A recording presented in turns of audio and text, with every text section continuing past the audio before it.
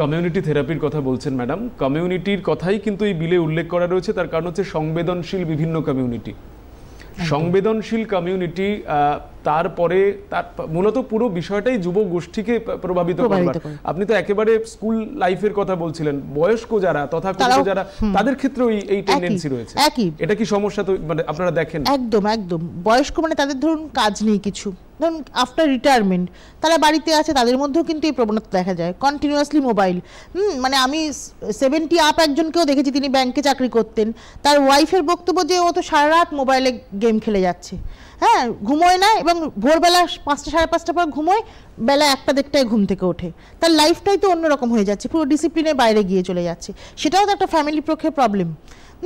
সুতরাং এইগুলোও কিন্তু আমরা দেখতে পাই, বয়স্ক লোকেদের মধ্যেও কিন্তু এই মোবাইলের প্রতি আসক্তি বা গেম খেলার টেন্ডেন্সি এগুলো কিন্তু দেখা যায়।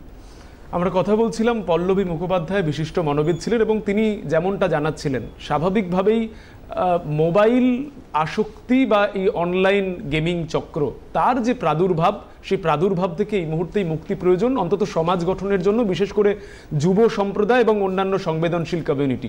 স্বাভাবিকভাবেই এই বিলে পরবর্তী ক্ষেত্রে আর কি কি বিষয় সম্পর্কে আলোচনা হয় অবশ্যই আমরা নজরে রাখবো। আজকে আলোচনা এই পর্যন্তই। নমস্কার।